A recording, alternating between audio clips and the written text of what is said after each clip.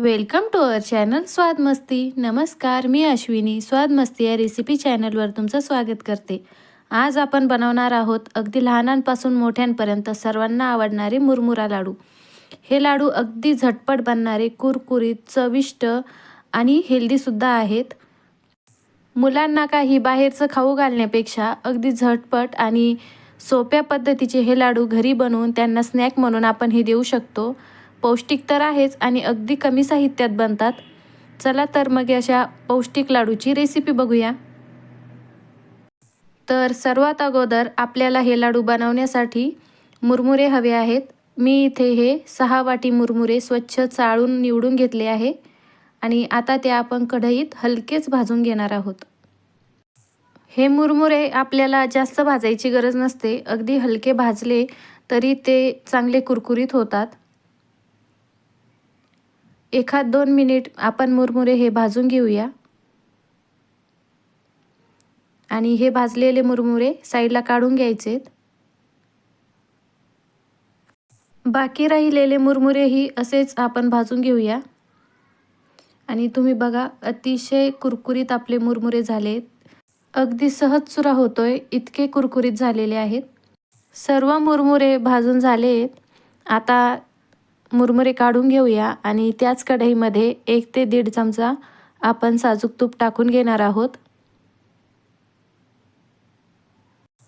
आणि तूप गरम झालं की त्यात बारीक चिरलेला गूळ टाकून घेऊया। इथे 6 वाटी मुरमुऱ्यांसाठी मी 2 वाट्या चिरलेला गूळ घेतलाय। गूळ आपल्याला पूर्णपणे वितळून घ्यायचा आहे। गॅस कमी ठेवायचा आणि हळूहळू हा गूळ वितळून घेऊया। गूळ वितळायला सुरुवात झाली आहे, त्याला सारखं हलवत राहायचं, नाहीतर खाली कढईच्या तळाला तो जळू शकतो।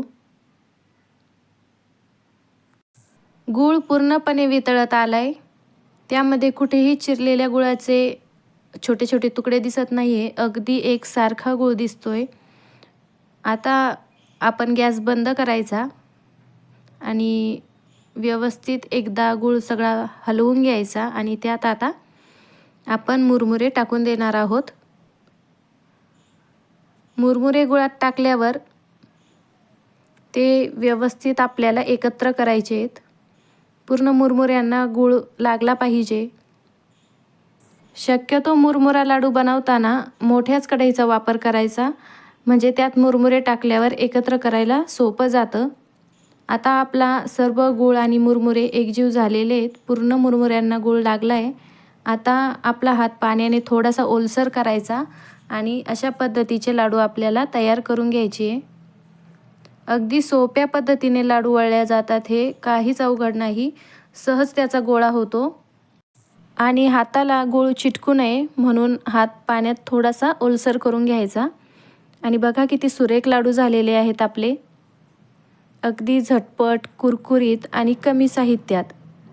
लहान मुलांच्या तर अगदी आवडीचा खाऊ आहे हा आणि लहान मुलेच काय, मोठे सुद्धा अगदी आवडीने खातात। इतके चविष्ट लागतात की एक व्यक्ती ही 1-2 लाडू सहज एका वेळेला खाऊन टाकते। इतके कुरकुरीत आणि चविष्ट आहेत आणि पौष्टिक तर विचारूच नका। तर तुम्हाला या झटपट, पौष्टिक आणि कुरकुरीत लाडूची रेसिपी कशी वाटली ते कमेंटमध्ये कळवा आणि व्हिडिओ आवडल्यास लाईक, शेअर आणि चॅनलला सबस्क्राईब करा। पुन्हा भेटूया अशाच एका पौष्टिक आणि झटपट रेसिपीसोबत। धन्यवाद।